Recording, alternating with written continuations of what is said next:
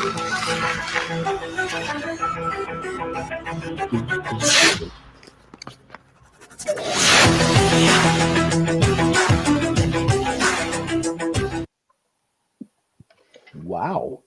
Episode 2 of 2025. Way Episode to 10 go, overall. Look at that. It's a milestone. We've done it. Yeah, hit double digits. Who would have thought? Almost as many videos as viewers. I really hope we have at least 10 by No. now. Nah. We can hope. But have you had anything happen in the last few days that you would like to update? No, not really. Just work, Work, Daily went to the grind? gym. That's about it. Pump some iron? Yep, Getting big and buff? sure. I Nice. felt really strong tonight because the person that was using all the machines before me, they had less weight, so I put it up. It's like, oh, look at how I'm strong. It is always funny when that happens. Like, I mean, I haven't been to a gym in 6 or 7 years, but I was going to the gym and doing that. But the one thing that always made me feel very strong was I have very powerful legs, so I can leg press almost 800 pounds. And at least I was back then.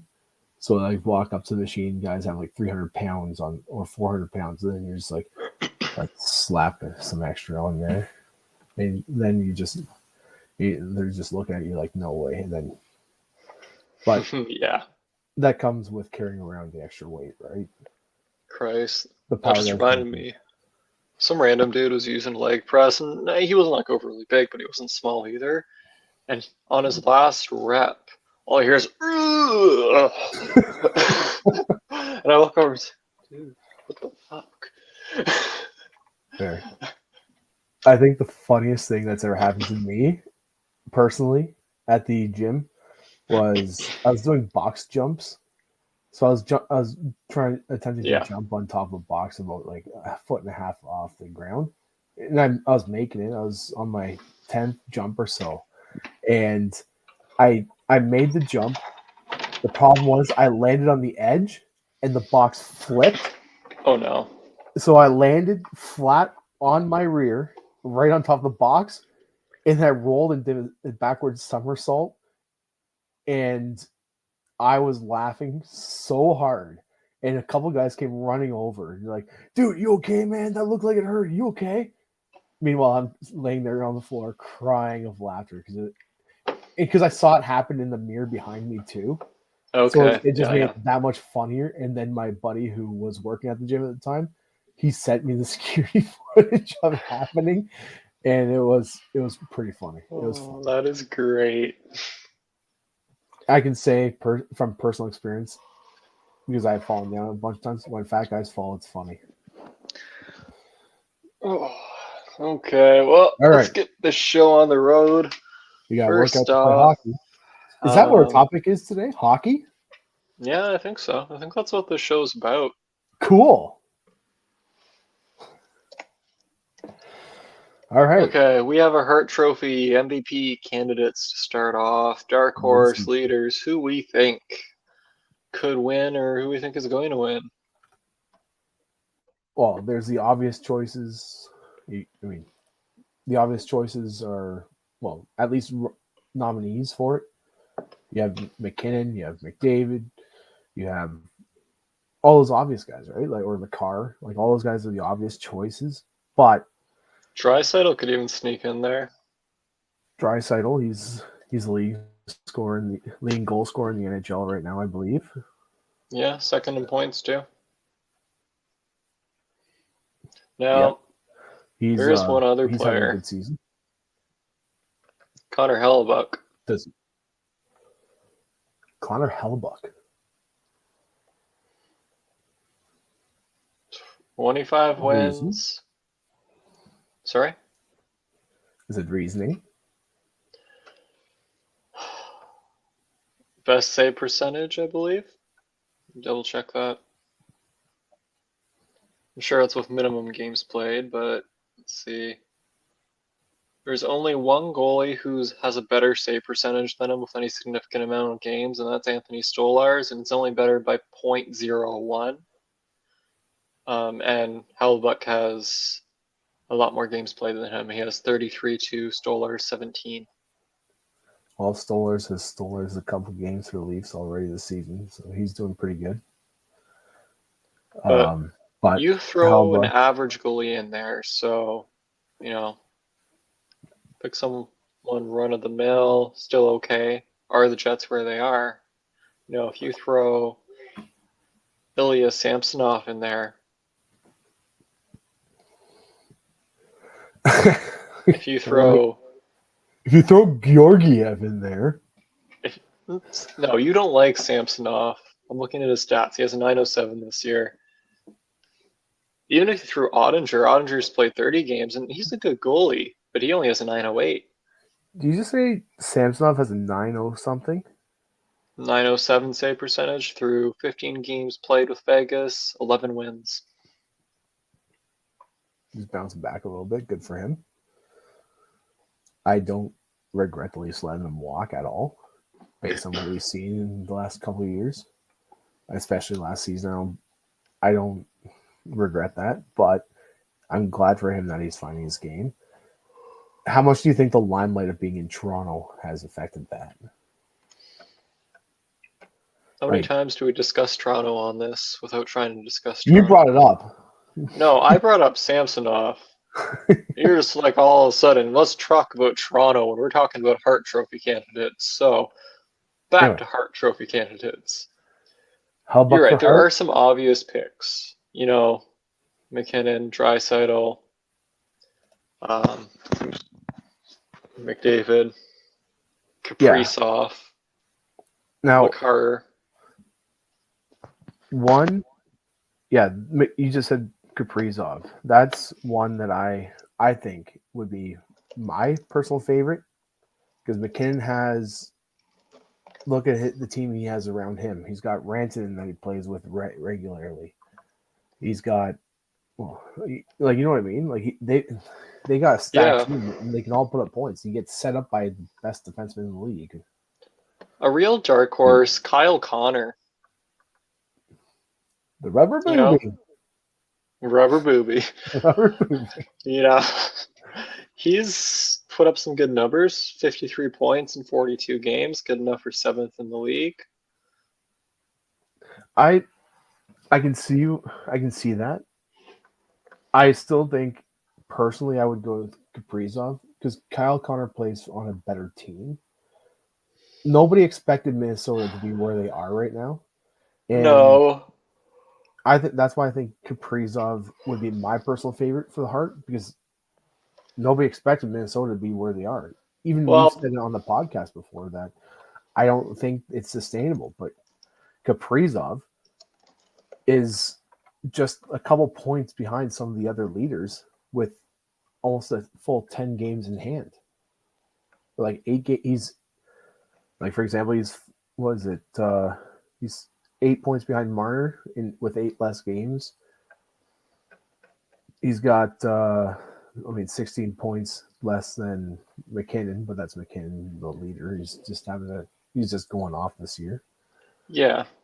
They don't have a half bad lineup though.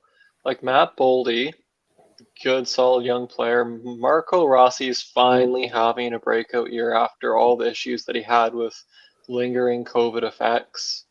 Zuccarello's just a stable vet who you can expect consistency from. Eriksson Ek is a Selke candidate on and off. He's an excellent player. Johansson, same deal, good vet. Hartman, good vet. Kaprizov is injured right now, I believe. Yeah. They actually have a good pile of injuries, so there's 3 of their top 4 D-men, Spurgeon, Brodin, and Faber out.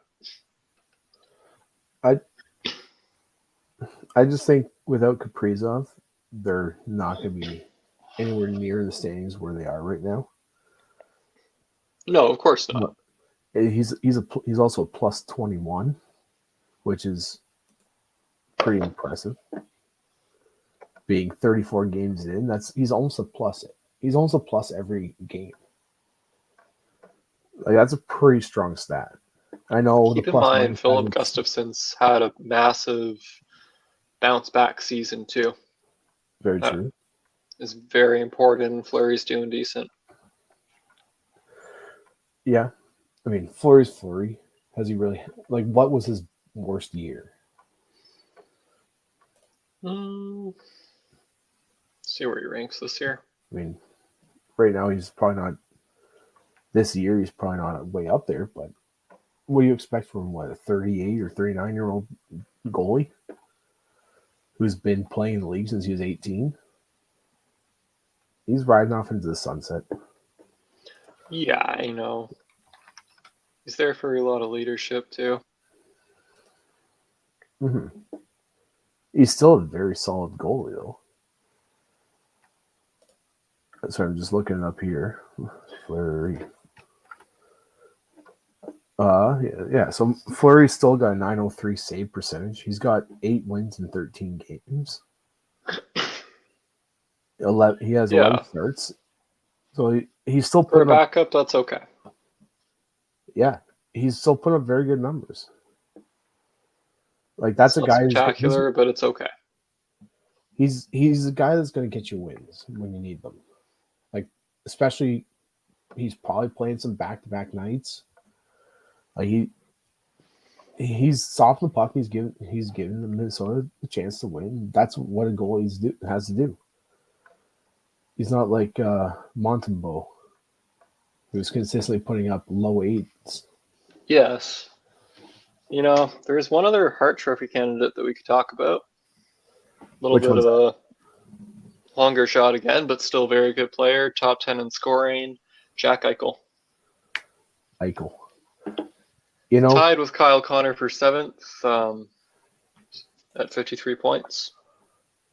Jack Eichel. Now, just on the name Jack Eichel, I have family over in the Netherlands, and when she was over here to visit, she, as North Americans, we can see it being kind of rude, but she got frustrated with somebody because she didn't agree with them, and she just in Dutch they go Eichel, and it just basically like means you're calling somebody an idiot. Okay. So Stop that story for a second. I've known you for over a decade, and I never knew that you had family in the Netherlands. my mom's, so it's actually like my mom's aunt. She's recently passed, but it's her cousin Ellie. She lives over in the Netherlands. Okay. Yeah, my mom goes to visit.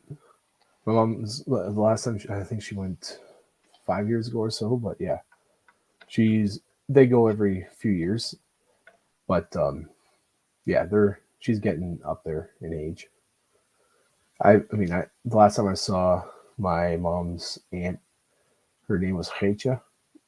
I think I was 8 or 9, so a while ago. But yeah, no, I do have a little bit of family over there. So yeah, fun fact. I'm Okay. part Well, Dutch. good to know. Yeah. So the Eichel thing. Yes. Yes. Which in Dutch means idiot.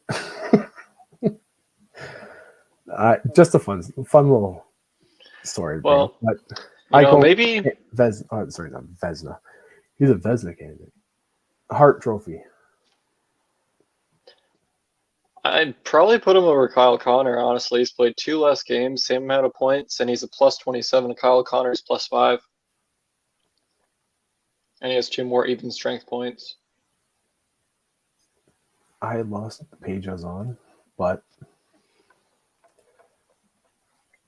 sorry, I'm frustrated. I was on the stats page and I lost it.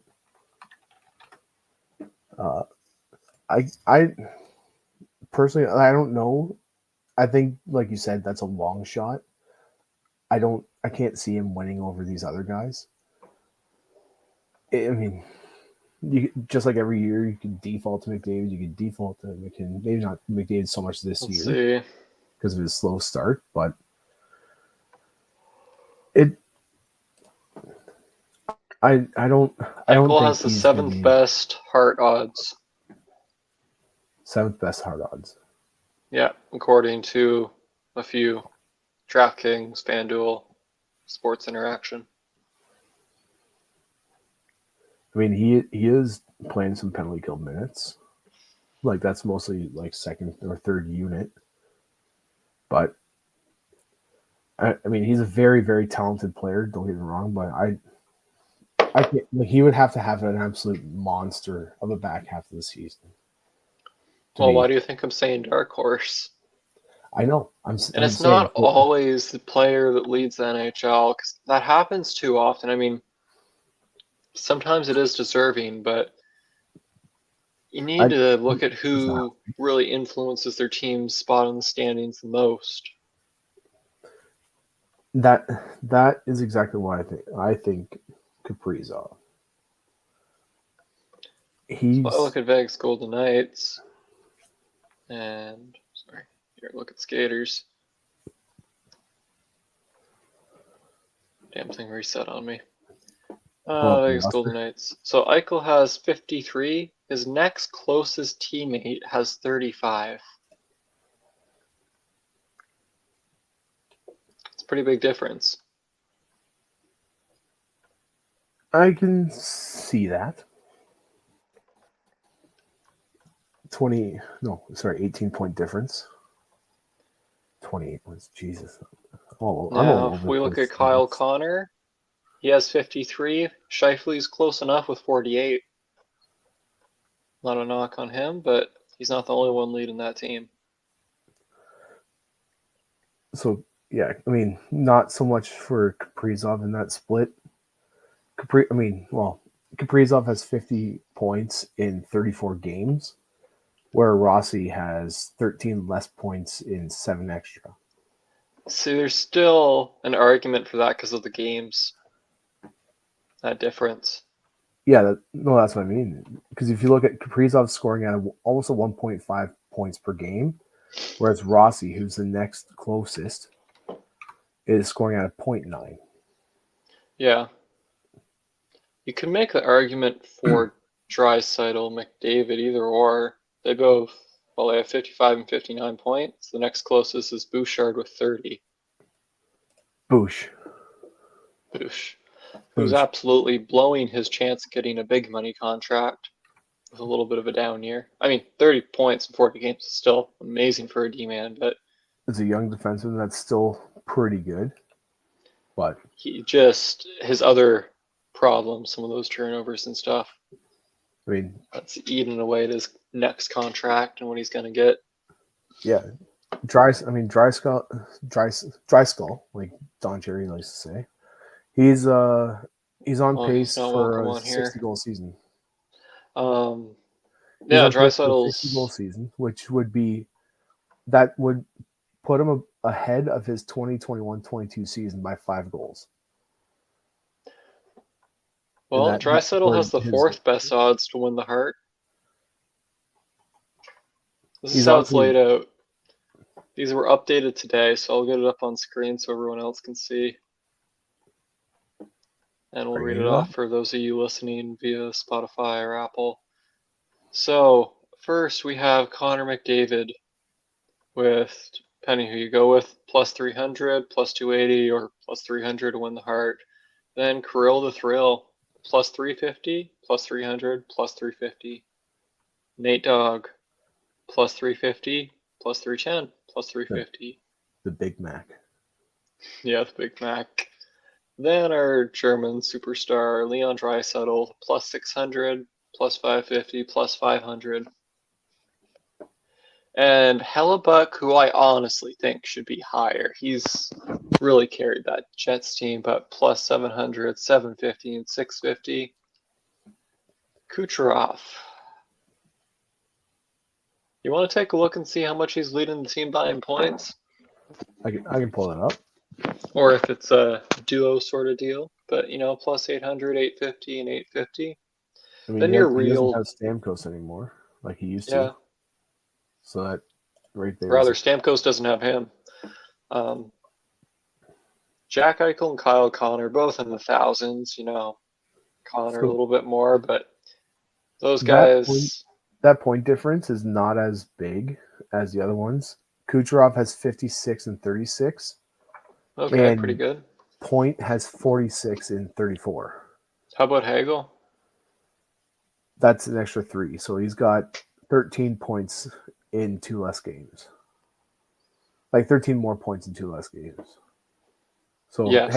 Hagel's got 43 and 38. Okay. Well, no, I mean, very good player.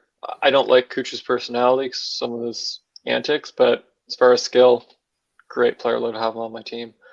I'll be Um, honest, I don't know what those antics are. So maybe for our listeners and viewers, well, I'll extrapolate. give the worst story. So there was an away game, and don't ask me where it was, but it was an away game.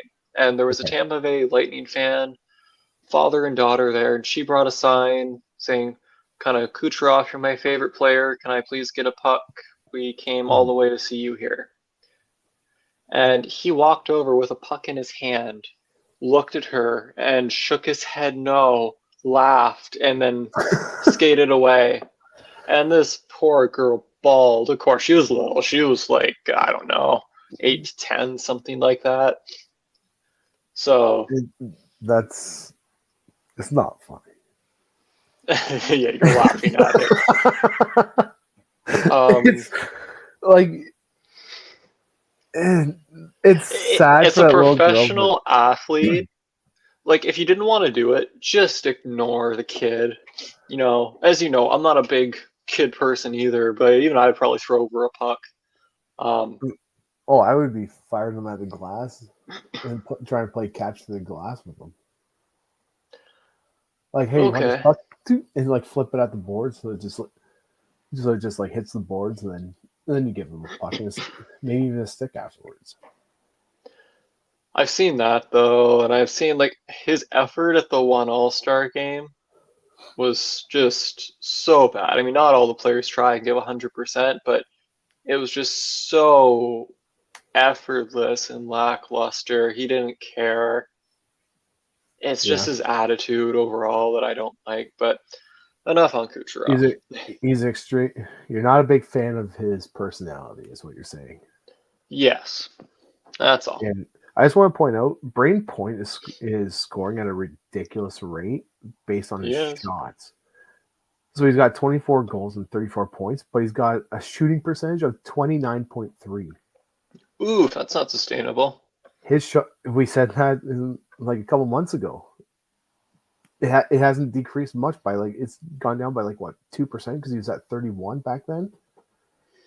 So what can I say? His shots on point. Usually by halfway point of the season, You see me perk up when you made that stupid pun? like at the halfway point of the season, you'd think it would Oh, have started to tail off, but I mean, it hasn't yet. So now that doesn't bring him into the Hart Trophy candidacy, but it's still a no, pretty good, points. pretty impressive stat. Yeah, he's a very good player, but I don't know about Hart Trophy.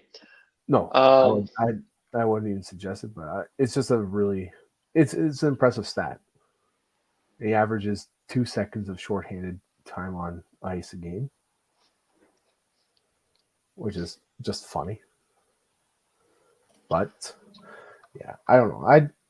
I think Kaprizov would be my pick. McDavid, you can't count him out of the picture because he's probably going to be the first player to break the 18 million mark when he signs his contract. oh, I don't think he's gonna do that. You don't?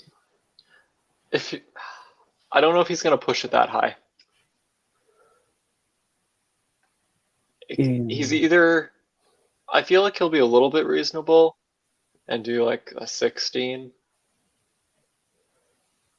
If he wants to win, he'll take a real discount though. yes. Now he's definitely not a Sidney Crosby because he's already signed that big deal. But Yeah, then, no. like, I mean, Dreisaitl's at 14, right? Isn't he? Like 14, 14 and a half, somewhere in there. Something like that. But McDavid is, I mean, as great as Draisaitl is, McDavid is still that step ahead of him.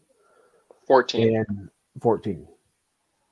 So is he, like, considering when Draisaitl, like, a couple of years ago, or sorry, yeah, when he signed it last year or offseason, It whatever it kicks was. in next year. He's still on 8.5 mil for this year. Okay. But what I'm saying is, like, at the time he signed it, they knew the cap was going to go up, but they didn't know how much. He just signed it this past off season. But they didn't know how much. But they didn't know. I don't think they knew how much it was going up at the time, right? But there's always a rough idea, but you never know for sure. But I'm saying, like, now, like, when at the time he signs his contract, he's going to have a better idea of where it's going up. It's probably going to go up either on par or maybe just a little bit ahead. Maybe. And we're getting a little bit sidetracked here, though. I just don't think he's going to take. I don't think he definitely doesn't sign anywhere below 16. I think the team friendly deal would be 16 and a half. But I think team friendly would be 15 without being like ultra team friendly, if you know what I mean. I feel like that would be, though. Now, if you're the Edmonton Oilers, you're going to play it off like, listen, man, you're going to make millions of endorsements a year. Do you want to win a cup? Yes, you can always do that. Anyway, we're really sidetracked here. Yeah. I'm going to contradict what I said about the person with the most points getting it. McKinnon could be a really good candidate. 66 and 42. There's not as much separation. There's 66 for him, 58 for Rantanen. Mm-hmm. And then 49 for Makar. But after that trio, what do you think it drops off to? You said Makar? Yeah, so Makar is 49. What do you think the next point total is in the same amount of games as Makar, McKinnon, and Rantanen? I'm going to guess Casey Middlestat at 27. Okay, I feel like you looked at the stat and you're going a point off. I haven't looked at the call around. If anything, 26 points in 42 games. Okay, so that's okay. He was actually, what's his plus minus? Minus 15. Oh. Good news is Terry Lekkonen's next, and he's only played 30 games and put up 20 points, and he's a plus 14, so it's a little bit better. Yeah, a little bit better, but McKinnon. He's the best point scorer in the league right now for a reason. It's not unjust to say, okay, McDavid's 11 points behind him or whatever he is, and half the season, even if McKinnon keeps on this pace, it's not far off to say, okay, how do you know McDavid's not going to put up 100 points in his last 40 games? It's possible. McKinnon's just crazy right now, though. He has 52 assists in 42 games. He's angry. Think, some people don't even get 52 points in a season. Most players don't get 52 points in a season. Yeah. I mean, anyway, just looking at Ottawa. Don't look at Ottawa. The top point scorer on Ottawa is Tim Stützle, and he has 11 less points than McKinnon has assists. That's why we don't look at Ottawa. It just makes me sad now. Okay. Let's look at Toronto. So McKinnon has 6 less assists than Marner has points. And Marner's the leading scorer in the Leafs with 58. And Marner's also, I think like overall he was like top 6. So like, okay, just think about that's just how crazy he is with his assists. Think like, yeah, he's got 6 less assists than Marner has points, and Marner's top 6 in scoring. It's asinine. That is something. That is really something. Like, Keep in keep mind he going only on. has 14 goals, but I guess Marner only has 14 goals too. So Sorry, Marner is tied with Rantanen for third overall in scoring with 58 points. yeah, okay. Like, there's only 7 players in the league, the entire Yep. league, that have less, that have more points than he has assists. Okay. That's We are just how moving impressed I am. on because we've dragged out MVPs for 30 minutes now or so. Good movements. Ovi's hot streak since he got back. Ovi's hot streak. Now, the past 2 games, he hasn't scored a goal. I But know. I when we texted came you up with things. the You got idea of talking about this, he had scored 4 goals in 5 games and 5 points since his return. Um, and even the last 2 games, he's still put up 8 shots. So it's not from lack of trying. No. So Ovi has 19 goals in 25 games. Protas has one less goal than him for second on the team in goals with 41 games played. The guy's 38 or 39 years old. 39. That's just He's got more gray crazy. hairs than I have hairs on my body. Like, he's an old man who drinks like 2 liters of Coca-Cola every single day. And he just puts fucking nets. You know, I think he's Sad. going to do it this year and just he's going to win. Or not win, but break the record. I He's haven't had such a kept track career of him too. since his injury. I'm just looking at his awards. Obviously the Cup in the 2018 run, Art Ross in 07-08, Calder 05-06, Conn Smythe when they won the Cup, the Hart Trophy 07-08, 08-09, and 12-13, and the Rocket Richard. I'm not going to list all these off. It's just a lot. Like 8 or something like that. 9. Oh, it would be amazing if he ended off with 8 Richard trophies, because the grade 8 put up 8. Yeah, I'm sure he's happy about 9. And add 3 Yeah. Ted Lindsays onto that. Actually, that's 3 Ted Lindsays in a row. It's impressive. What is, for, because it's one of the lesser known trophies, what is the Ted Lindsay for listeners that may not know?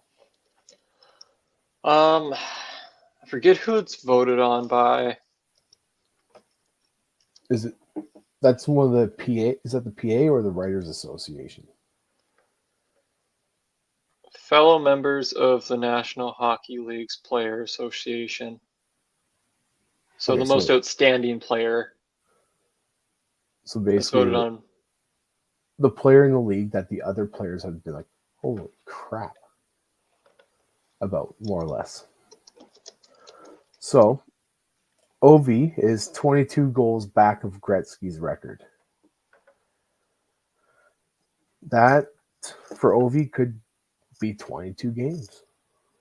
It could be, he's gonna break it. It's probably gonna be sometime in March. If we're looking at, sorry, I'm just pulling up their schedule. Capital. I have it up here.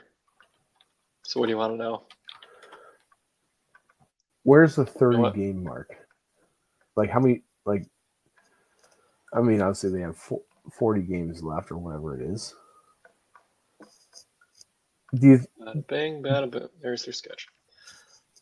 So they play the Canadiens tomorrow. he could very easily put up a hat trick there. The Canadiens have been maybe hot, not though. lately. Maybe not lately, and we'll get They've to been that hot. later. If you want to talk about a hat trick, Nashville's still kind of a dumpster fire. So, He could and the smash other people Ducks. in there. And honestly, I hate to admit it, but Olmark's out. Forsberg shit the bed tonight. He put up, I think, like a 7.72 save percentage. I'd have to double check 'cause the game didn't really finish. 7-7-2. Oh, he didn't do good. It was a 4-0 loss. First period happened. Buffalo had 6 shots, 2 goals, and then Really? I didn't. It was bad. Ottawa outshot them in the first, and I just got frustrated and was prepping for this plus gym time, so Oh I didn't boy, watch all of it. that's a rough one. But So if Maryland's back in net, they might do better. But overall, the schedule isn't terribly difficult. The Oilers would be a Joey bit more of a Dacor's out. challenge. Joey Dacor, who's been having a phenomenal season, he's not playing right now because he's injured. So, Oh, he's back. oh, is he He back? just came back tonight. He's as backup or not even rostered or not on the bench anyway tonight. Okay, But he I is didn't see healthy that again. He's good to go. because I mean their backup is Grubauer. I think he was like 88, like 880, or sorry, 88 something or whatever. Yeah, that Grubauer Like, contract really hurts. if He's not Seattle makes the exactly playoffs, signed. he signs a what, like 5 million or something like that. Yeah, 5.9 until the end of the 26-27 season. May as well trade him straight up, straight up for Forgiev. Well, no. I don't think San Jose could do it. Take on 5.9 for the next 2 seasons. I mean, they have the room, but who wants to do that? Now, you mentioned the Ducks being a team that he could put up a couple of goals against. Surprisingly, for where they are in the standings, they don't give up a ton of goals. They have elite goaltending between Dostal and Gibson. Yeah. It's just their defense that sucks. So, Well, they can't put the puck in the net. yeah, when they score 3 or more goals, they actually have a really good record. Like, There's really only good. there's only one team in the NHL that has put up less goals than Anaheim. Or less goals against. No, less goals. 4. Okay. Nashville at 100. And Nashville has played one extra game. That is sad considering their off-season pickups. Yeah, so Anaheim is clearly not getting any of those Michigans from Zegras anymore. See what February looks like for the Caps. Jets not easy. Panthers not easy. Flyers have abysmal goaltending. Easier. Utah, they have okay goaltending. The Pens are, well, Tristan Jarry, he's not exactly top of the line. You can do it Neither. against Pittsburgh. Sorry? I said you can do it against Pittsburgh. Like you can put up points against Pittsburgh. I don't know historically how he has been against Pittsburgh. I know he scored against them in the playoffs. He's been good, But just like Crosby's been good against the Caps, same deal. Realistically, he breaks that record probably some point in March. It's just more of a, is it going to be at the start, between Tampa and Detroit here at some point then, or if he stays latter? healthy. He doesn't miss time. This was kind of a one-off. No, It's the first real chunk that he's missed, so. I agree, but I just you gotta put that. I mean, you can put that with anybody if he stays healthy. Yeah. But yeah, I think we discussed it on either episode 2 or 3, where we were talking about Ov if he was going to be in the Richard chatter by the end of the season. Like if we think he'd be in the running, but then he got injured like the very next game. Yeah. And he's missed too much time. He missed too much time for that. He's still Ov. No. He can make a running for. You never know. Maybe he could put a running for 40 this year, but 45 maybe even because he's Ov. All he needs is a power play game to do it. But yeah, I think he either comes very close near the end of the season, like maybe games 7. I'm gonna guess game 78 if he breaks it.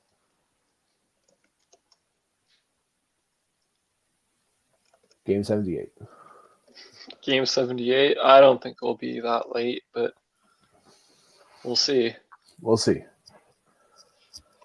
But the one quick topic, 2-minute discussion. Boston, with how abysmal they've been, and everybody's saying like they've been that We do dumpster not fire. have time for this. They are sitting in a divisional spot, the third spot in the division, with 45 points. Tampa is 1 point behind them, but Tampa's also played 5 less games. First, fix your schedules, NHL. Fix it up. But do you think Boston makes the playoffs? Swayman has not bounced back yet. Yes, I mean, I would not count them in, but I definitely would not count them out. That the Atlantic's wide open along with those wild card spots. You can't count anyone in or out right now, outside of maybe Toronto and Florida. So Tampa is sitting in the first wildcard spot at 44 points. Detroit, who is sitting four spots out of a wildcard spot, are only 4 points behind them.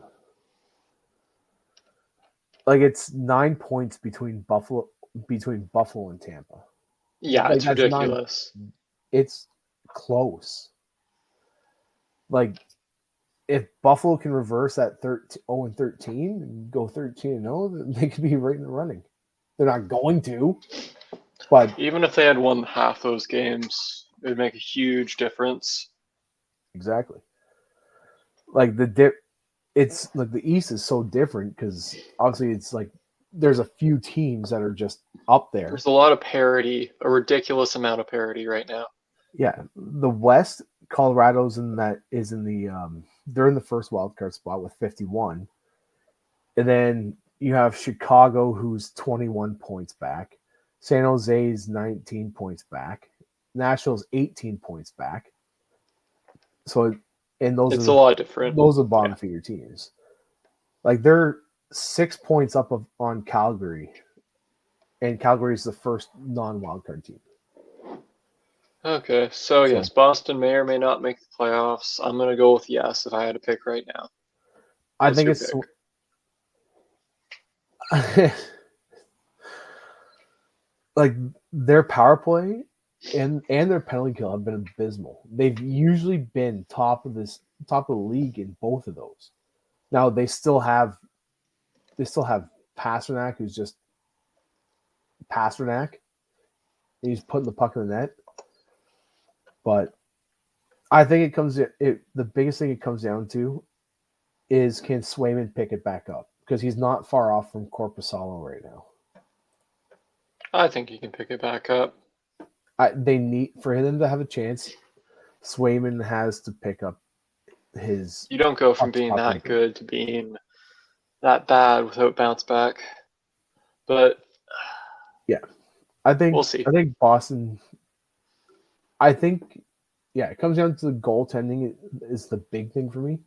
Obviously, goaltending plays a big part in your penalty kill.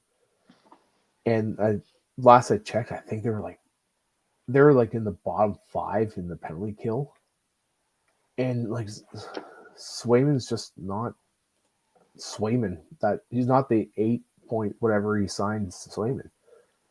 No, not at all. He's missing his goaltending buddy Ulmark. But moving on from that, speaking of goalies too, we predicted this a while ago, and I mean it's not some crazy prediction, but the Avs got goaltending improvements, and we said they're gonna go on a run and do really good. And lo and behold, they've gone on a run and done really good. Largely in part to Mackenzie Blackwood, who has, don't quote me on this, but I think a 931 or 938 since joining. Something crazy like that. So that's not sustainable, but that's some really good goaltending. They're getting good goaltending. Like they have good defense. They have guys who can clearly put the puck in the net, considering they're 1 and 3 in the NHL standings. And then their defensemen's right just behind them. So like they're getting their goal scoring. Now, do they go far in the playoffs? You need more depth from them. If Blackwood's But consistent, you know, I don't know how long he'll stay this good, but there's a chance. Like, they do have depth to some extent. You know, they're not you look at quite getting that depth scoring rate now. It's been better. Now I you have to know. look at who's out.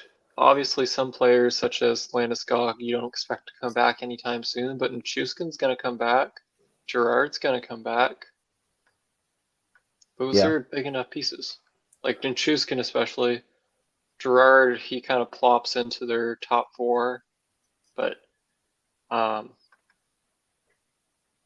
they got their goaltending, and I don't think anybody was expecting them to trade both their goalies like that within a matter of like a week.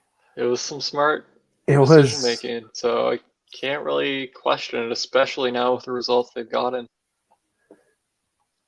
their GM. That's Sakic, isn't it? No, Sakic has moved Or on. He's still with organization, but in a higher position, I believe. like a president type deal, or but Yeah, their GM now is Chris McFarlane. So July 11th, sorry, 2022. I'm a little bit outdated on that one. But they realized. I mean, you can see it from our space that they needed goaltending. They went out and got two goaltenders that have been career league average, and they're having great. They're both having good seasons. Like Blackwood's season right now is an overall 92. Wedgwood is a 901. Like 901's pretty league average. It's closer to league average anyway. What did you But say Blackwood was for the season? 992. Okay. I see 918 on the NHL site. Oh, okay. Yeah. Yeah. I'm on TSN, but it is the NHL site. Is that including all his games? Like is he showing 28 games on the NHL site, or just the games that he's played for in Colorado? 28 games, 13 wins, one shutout, 2.58 goals against, and 918 save percentage. Fair enough. Nice from Fair enough. Thunder Bay, too. Thunder. Good old Canadian boy.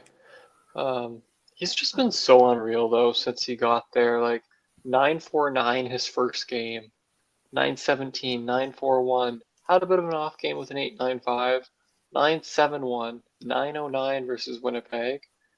And he had Mhm. one bad game where he got pulled. He let up 2 goals on 3 shots versus Buffalo, and they yanked him. And then Colorado actually won that game It too. had to be against Buffalo. Of course, it's Buffalo. But I mean, yeah, like he's probably just really happy to be out of San Jose. Actually, I forget if they yanked him or if he was injured for just that game. Anyway, 957 versus Montreal and a 963 versus Florida. Like, just crazy numbers.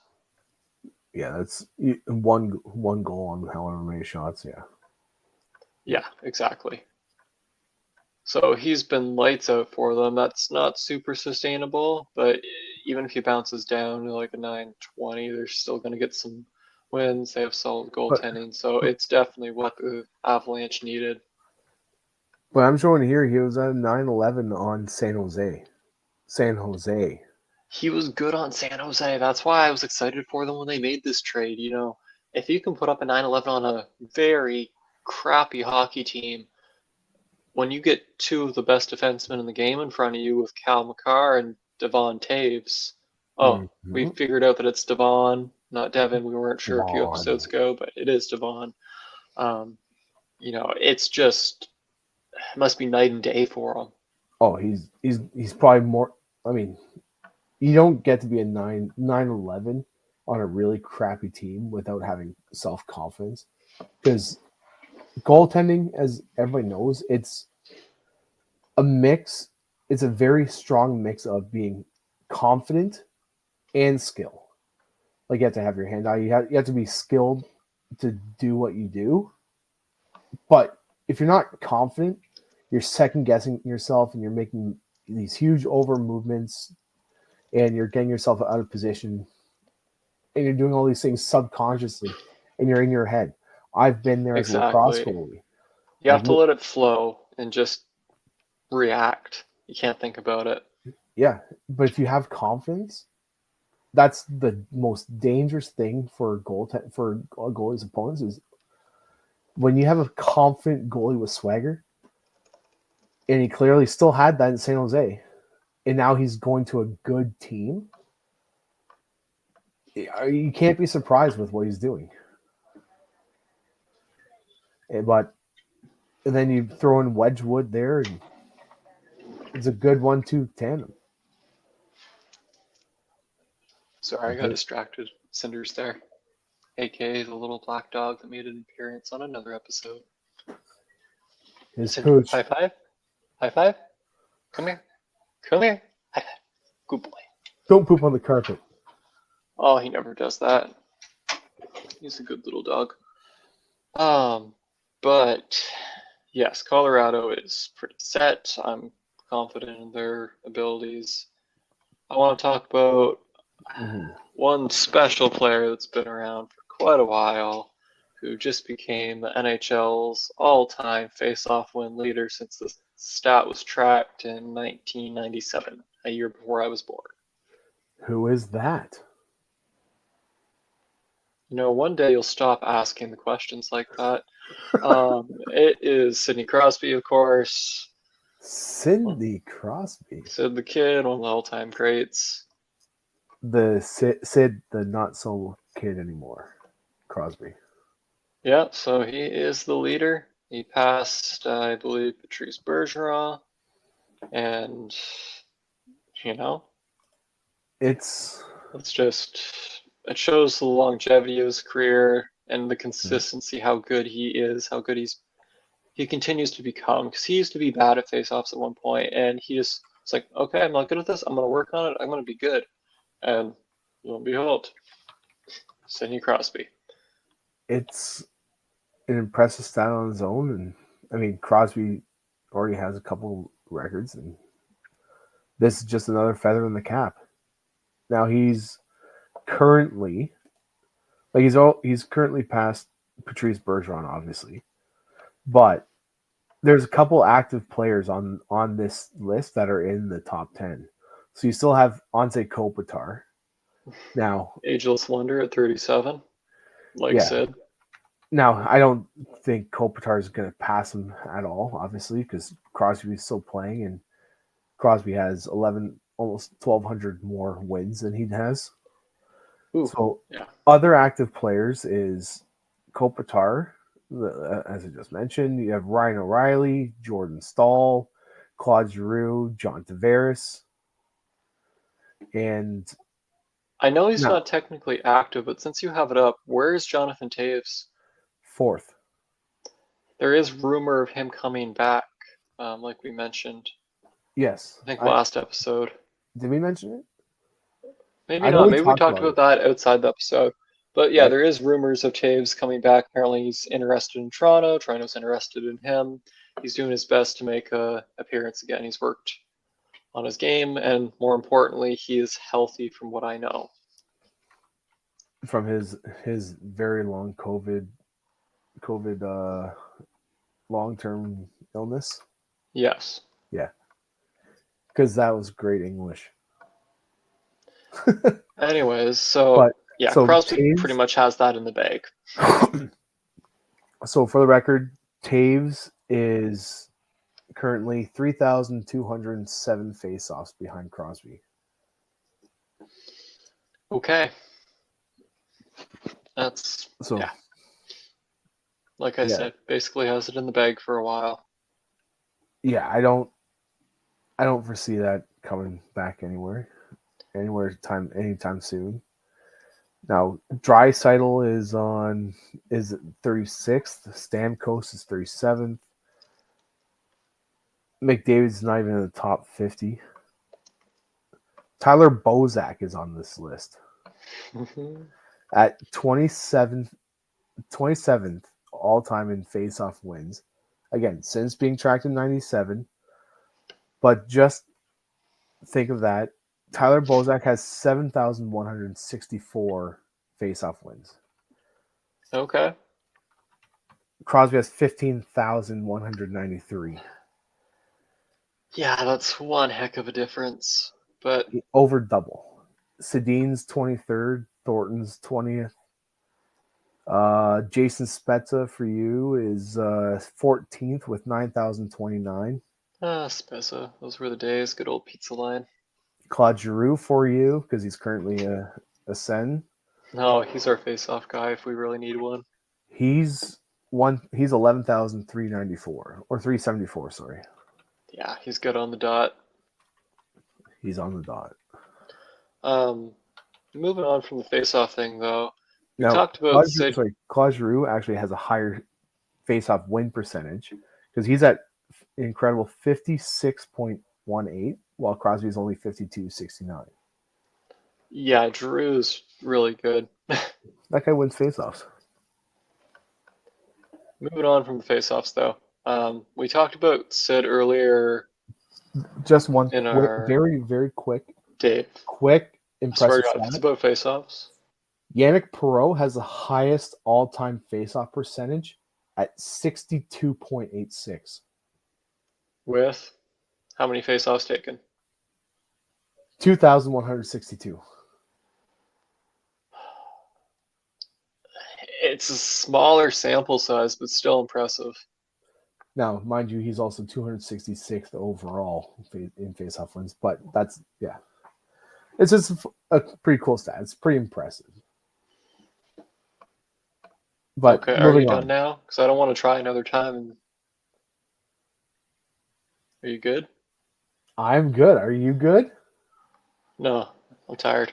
Let's see. So Crosby, we talked about him entering the top 10, scoring earlier in another episode near the beginning of this podcast series. So he has entered the top 10. He did a little while ago, honestly. But yeah, that's old news at this point. So he's at 1640 for points. He gets a point in his next game. He will tie Sakic. He gets 2 points. He passes Sakic. So that's someone he is going to pass this season. And just think about how highly touted Joe Sakic is, because he's obviously a phenomenal hockey player.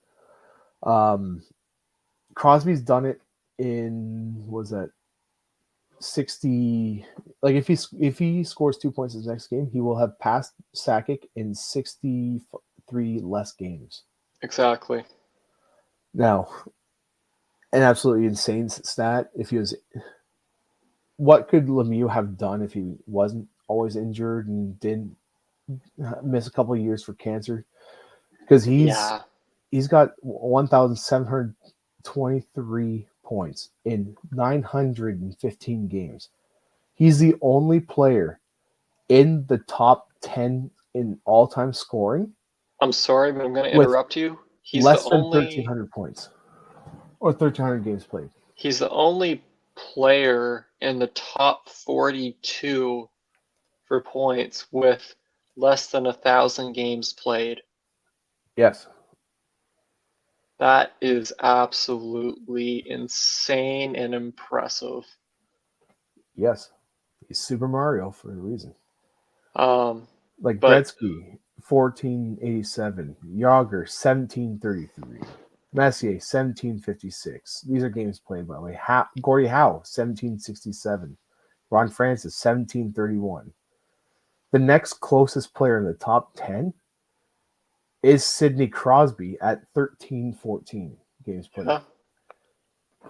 So he's over 400 less games played, and he's currently 83 points ahead of him. And people talk about Crosby being like one of those greatest of all time players. Thank you for that. You're welcome. For those of you that are not watching, Andrew leaned to his left after muting his microphone. Oh, thank you. With Everyone a big had to smile on his face. have that pointed out. I only smiled because you fucking smiled. Fair. I think we're allowed a few F bombs per broadcast and still consider it family friendly. You mean fart? Um, what? Fart? Yeah, sure. Fart bombs? So, where Oh, is sorry. Crosby going to land in this top 10? Because obviously he's passing Sakic. Um, he currently has, double check here, 44 points in 42 games. So let's say he ends the season with 90 points or so, somewhere around that. 90 points, it's not far off. So his Yeah, career average is pretty much 1.25 points per game. That's his career average. So if he were to put, like, he's just signed a 2-year contract, so he's got another two. He's basically saying that he's going to play 2 more seasons after this, right? yes. He might retire.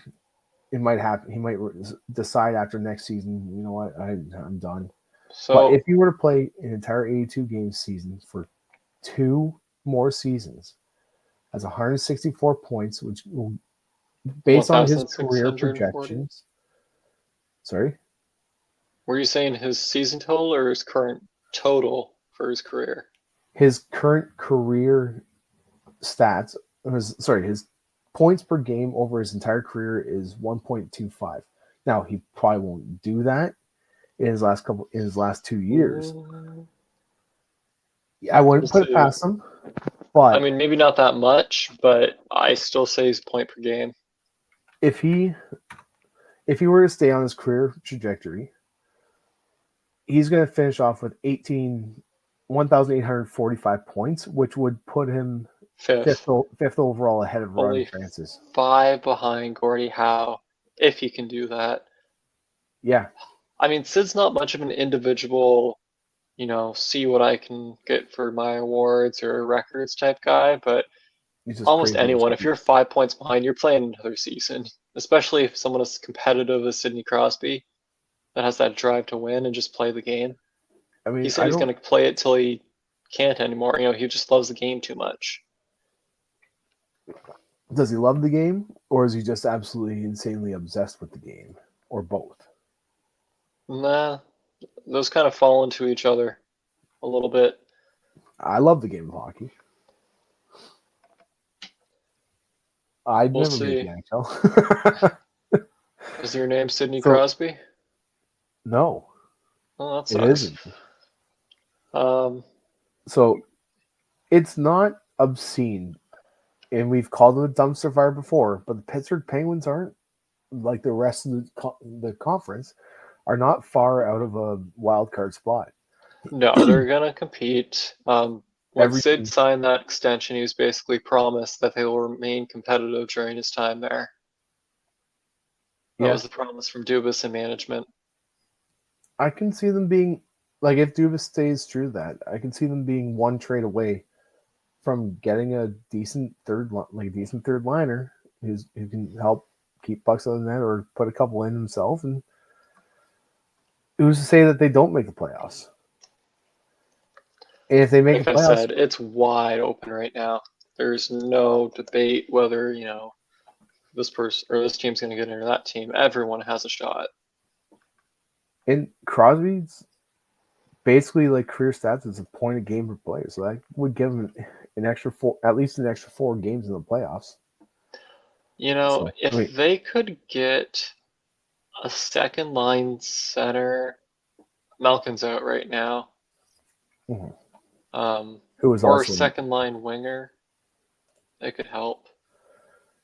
now, just for the record, why that hurts so much is Malkin is currently 34th overall in scoring That's over the partly due to a hot start, but but still, he's having a pretty good season on his own too. yeah, for his age, he's doing quite well. Yeah, I'm just pulling up the Penguins players. So obviously, surprise, surprise, Crosby is leading the team in scoring. Of course. He's got 12 points up on. He's 12 points up on Malkin. So Malkin's got 32. So he's not quite hitting that point per game, but there's some pretty big negative plus minuses on this team. Now, obviously, they just got absolutely torn apart in the first half of the season, where with a lot of games because Jari could not keep the puck out of his net. Well, there's only 2 players on this team with a plus, and I'm only really going to count one because Sam Poulin only has 6 games played. But Blake Blake Lizotte. Lizotte, 26 games played, a +6. Anthony Beauvilliers is even. That's pretty good for this team. 41 games played, 12 points, and you're even. Considering Crosby's a -12 and Malkin's a -17. Yeah. Rust is a -19. Like that's Hey, everyone's no going to shit on bueno. Carlson's defense, but look at him. He's only a -7. Yeah. That's good Yeah. enough. No. It's not good enough though. I was going to say But for again, whatever on the team, but it's actually right in the middle, so I'm not counting that. if they could pick up a goalie, I think they're goalie and another in a forward away from making the playoff spot. Because Their both goaltending situation is difficult, but there's one thing, they have, I think it's Bloomfist. yes, Bloomquist, yeah. Yeah, Yep, Blomquist or whatever it is. Everybody knows who we're talking about. Bloomfist. Yeah. He's been good-ish, I like not spectacular, but better than the other options. He has a 904 compared to Jari's 889 and Nedeljkovic's 888. So are the Penguins a not as deep team version of the Colorado Avalanche right now? They have a I couple guys that don't. can score. No, It's not not a the same fair extent. comparison. Crosby's very good, but he's not McKinnon level. They don't have anyone comparable to Makar. Carlson is not as good as he used to be. No, that's what I mean. Like Colorado when they were like injured when they had that going through that pretty serious injury where they had like 8 of their top 12 guys out. It's It just not the same sort of team. no, it's. But I mean, like in the I meant like kind of in this situation where your goaltending is abysmal.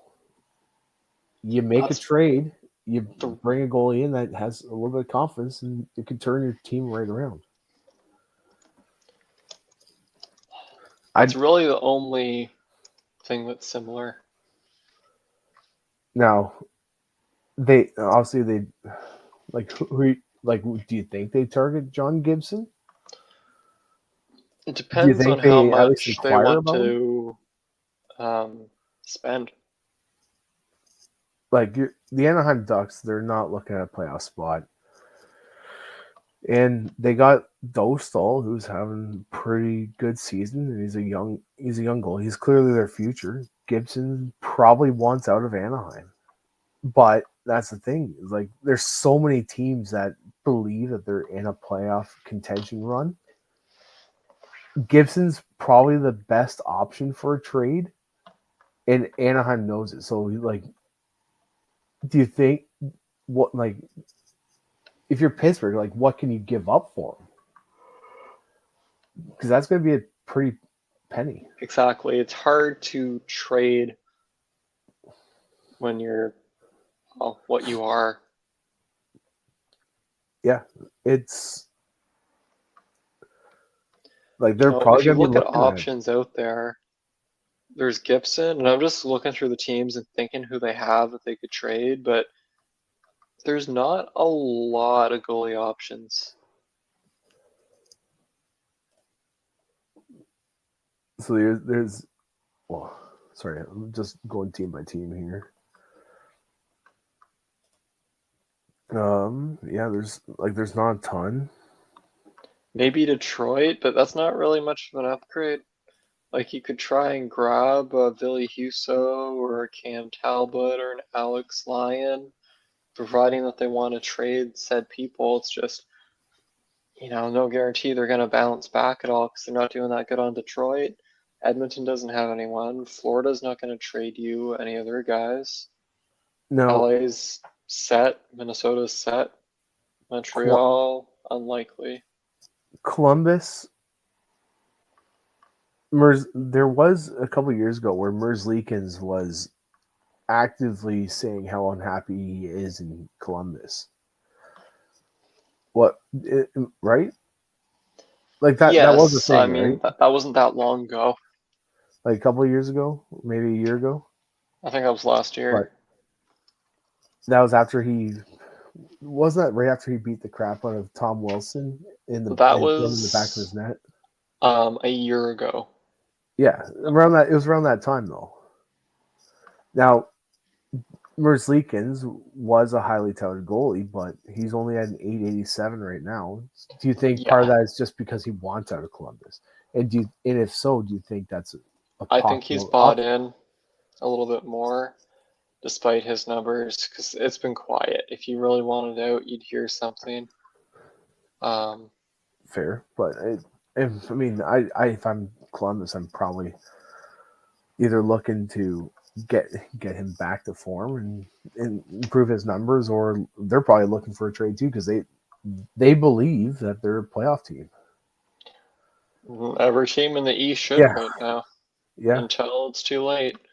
You need to make that decision at the trade deadline, but you know, I mean, thing is, clearly Montreal yeah, has their goalie of the future. Well, two goalies, Dobbs and Montembeau. Montembeau, Dobbs is way too small of a sample size. Montembeau's a little bit of a bigger one, but even then, that's no yeah, guarantee. but maybe they could be coaxed into a trade. You never know, but that'd be a pretty decent price. But the Honestly, I don't think there's Islanders, a lot of goalies on the market. I don't think it's flooded. I think it's definitely a seller's market. So I oh don't yeah. know if Pittsburgh could really justify spending the amount that the Ducks would want for Gibson. Do you think the And Rangers are? Do you think they might be sellers at the deadline? depends where they are. If they're sitting dead last, maybe, They're not maybe. sitting in a great spot right now. I'm aware they're pretty bad. Like they're Um, one of the bottom three teams again, but they just put Kreider on IR, I think, for his back. yep. But Yeah, if you look at who they have, like they Panarin's have. not movable. Zibanejad's not movable unless he wants that contract moved. They did try to trade Zibanejad for Pedersen earlier this year, and it was rejected. I heard about that. I Um, but maybe Kreider has with a the, 15-team no trade list. Trocheck's untradeable this year unless he waives it. He has a no movement clause. Then they I get think into some of the those younger guys. guys. I think some of those guys might be a little more willing to go for a trade than we think. Because Trocheck maybe, but with Zibanejad all openly said he's not waiving his no movement clause. fair The thing is, at his once age, why would you? he's 31 and he signed until Is he? 2030. He's 31. I thought he was older than that. No, he played on Ottawa. I know him. I know you know him, but I just thought he was older than that. But No, no. yeah, I was pissed when we traded him for Broussard. I love Broussard. He was a good player for Ottawa, but we lost that trade and we had to pay a pick to get Broussard on top of Zibanejad being shipped out. yeah, I didn't like that trade at the time. And looking back But on it, anyways, but like what those two, my point with you the Rangers is they have three goaltenders, and they're all like you have Jonathan Quick and Shesterkin, and then you have Louis Domingue, who he had obviously one good game, but like, uh, do you think there's an option that they might be willing to move off of Quick or Domingue? I don't know about moving off of Quick and Domingue's just kind of there if need be. Quick, he has a 20 team no trade list. I mean, he could be traded. I mean, he's 38 And years no, old. you're not going to get He anything doesn't worth have it for much left. Domingue. Jonathan Domingue's Quick, just, he could be a solid, like he could be a good backup for a team that's looking or a fringe starter for team like Pittsburgh, realistically, in my opinion, he's better than both of their options right now. if Kreider comes back and is healthy, and you think you need a real reset because New York is in shambles right now, get the man out. The only thing that sucks right now is you're going to be selling low on some of these guys.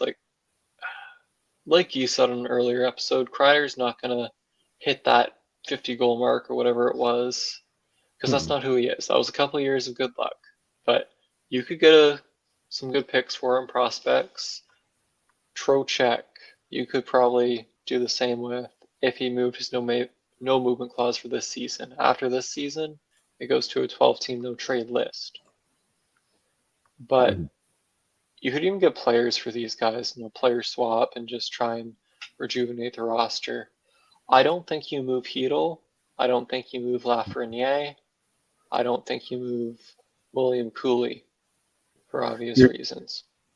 Yeah, he's been Tim's pick darling. Yeah, he's been a fantasy darling too. I picked him up like a month ago, maybe a month and a half. One of my weeks of free coffees, I think he got me two or three goals that week. Not bad. To get in there.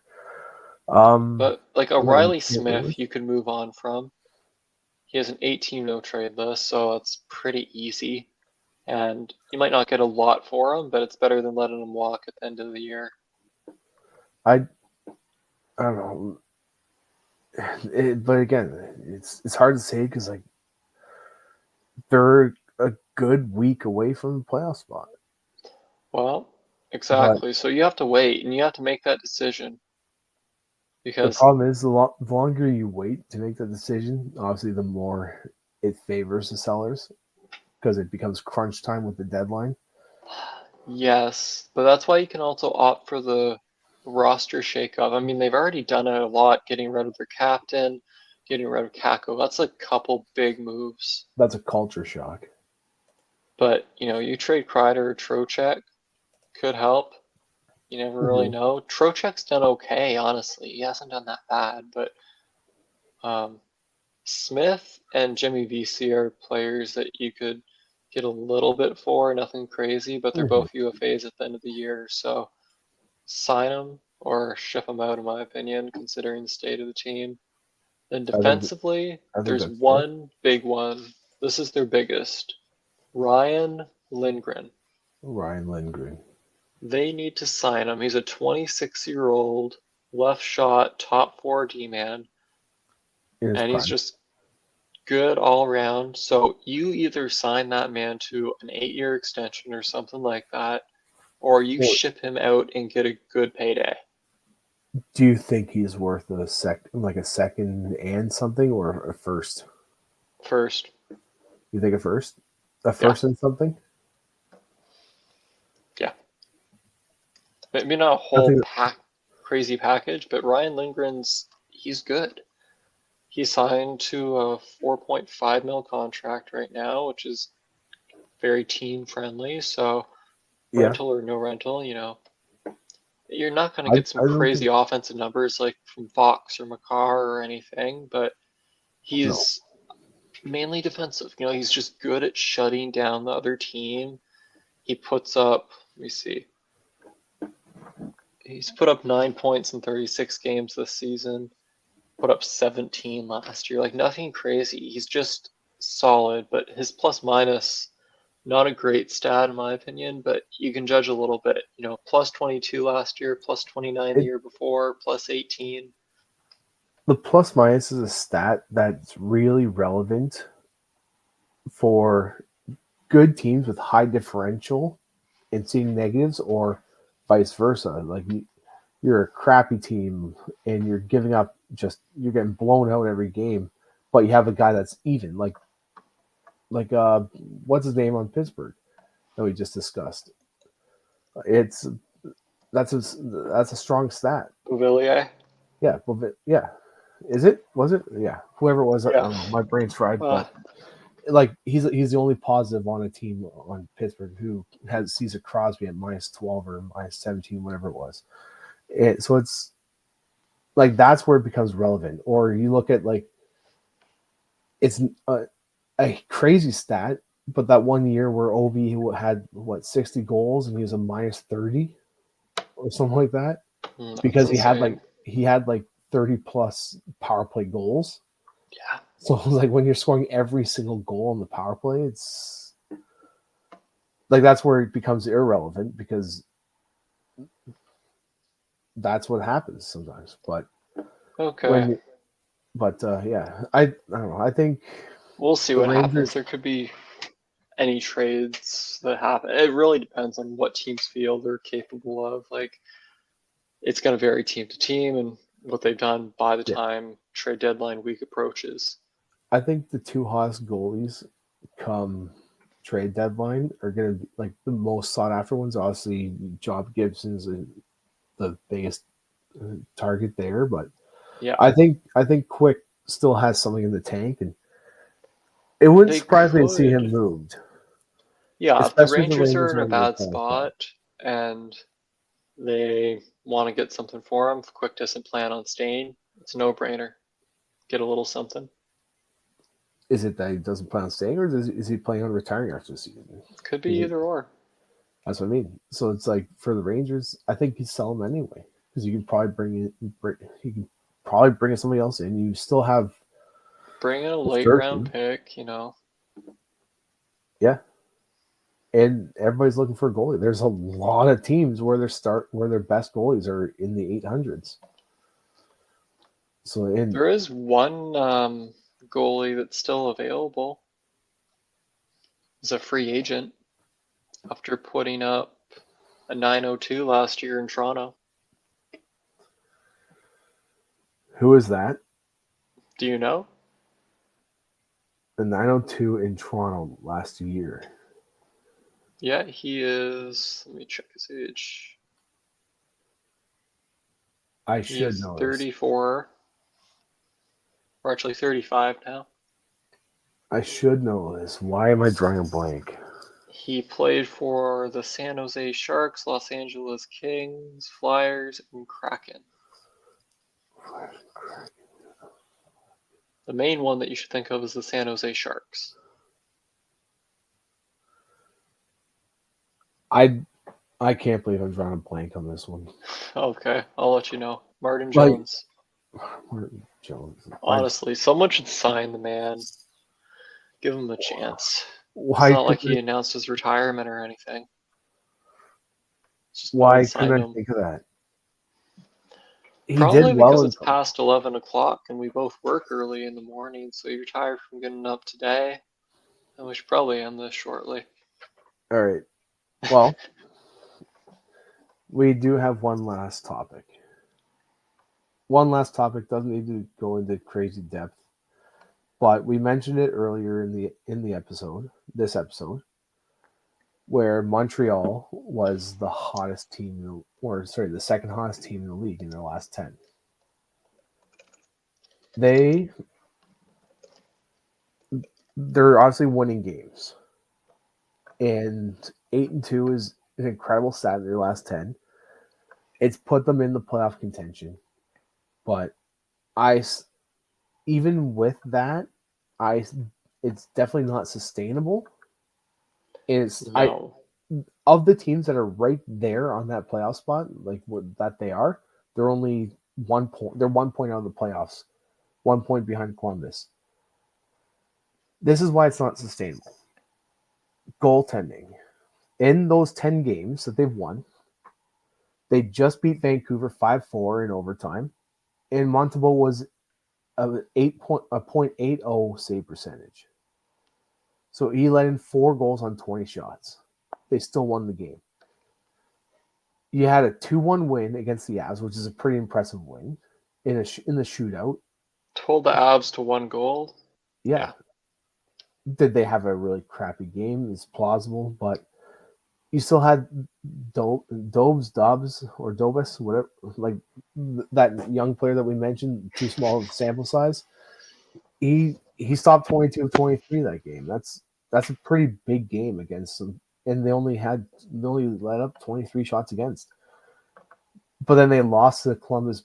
Sorry, not Columbus. They lost to Chicago Chicago. 4-2, and Montembeault was a .846, and they beat Vegas. Montreal was great in that game, 27 out of 29. You have and Vegas is the other the hottest team in the league. I believe that's their only loss in their last 10. Yeah, they're 9-1, and that was a loss to Montreal. So then you have Yeah. then they beat Tampa 5-2. Montreal is good, 9-13. They shut out the Florida Panthers, giving up 34 shots. That's an incredible outing by Dobbs. Yeah, that was a very good game. I mean, goaltending certainly helped, but Yeah, it's impressive to put up 4 goals on the Panthers too.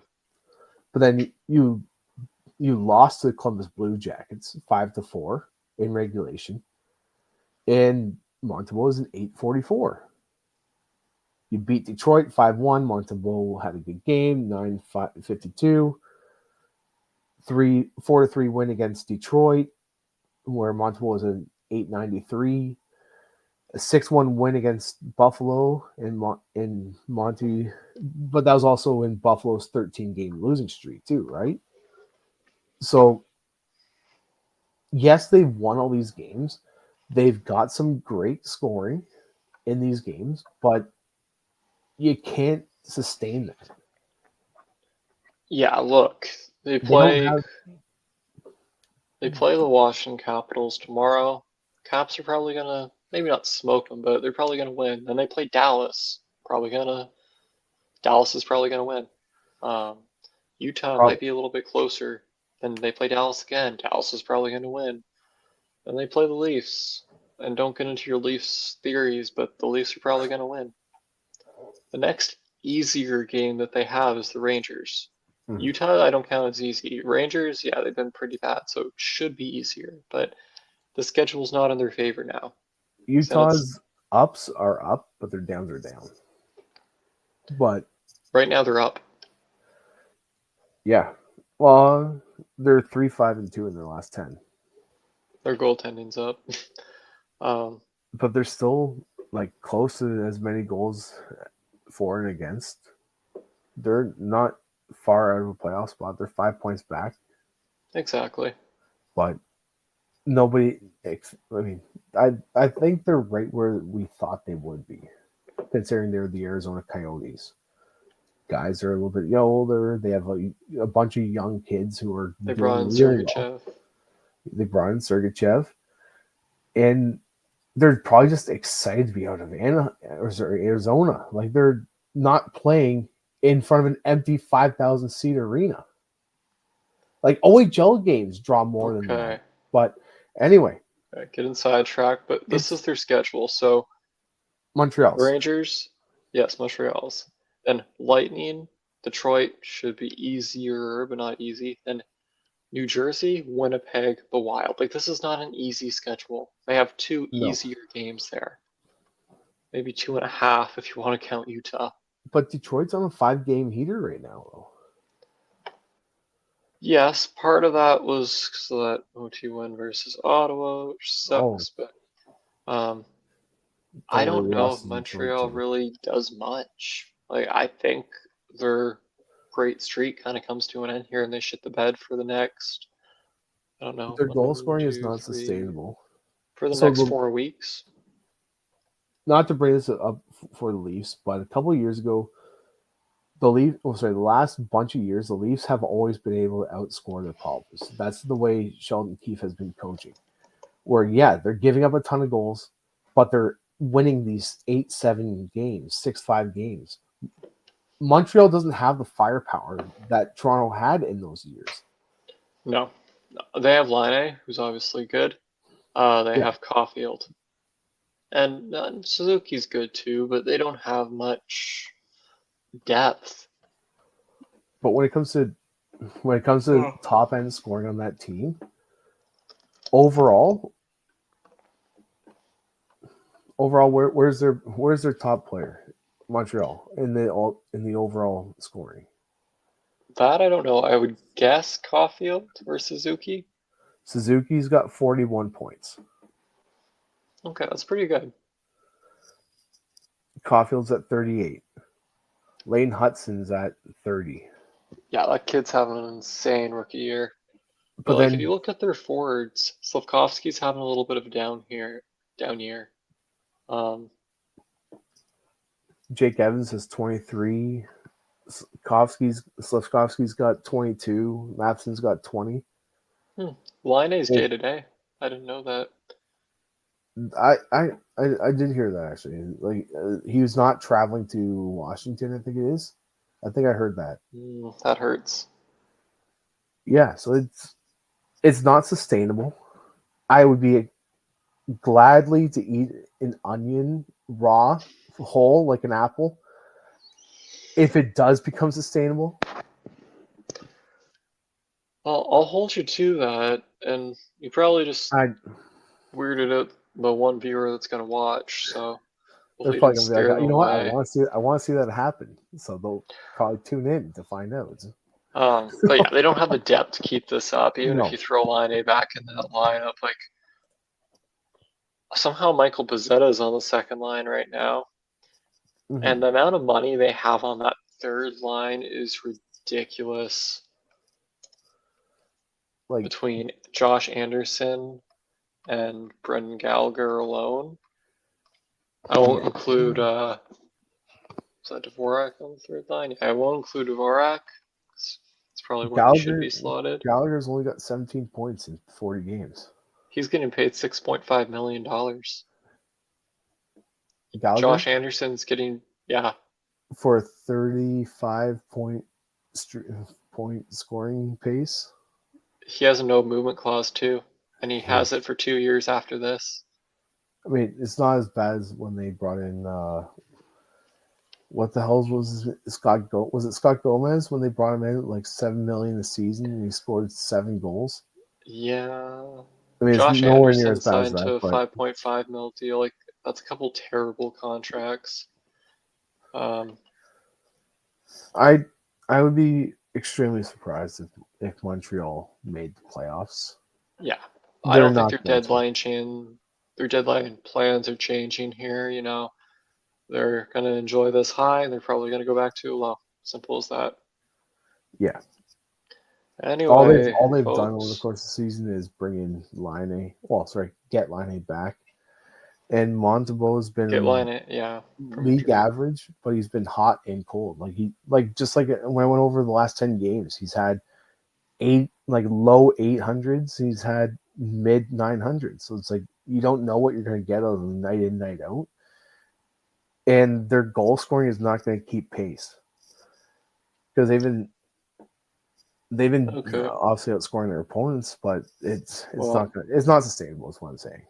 we are over schedule, so I'm gonna call it. We're about 20 minutes later than I was planning on being. So thank you all for tuning That's in. okay. I More hope you content. enjoyed more content. Yes, I hope you enjoyed me getting about half an hour less of sleep. It's the greatest. Um, Me too. anyway, you boys have a good night, and I girls work that are out. watching, see you later. See you next time.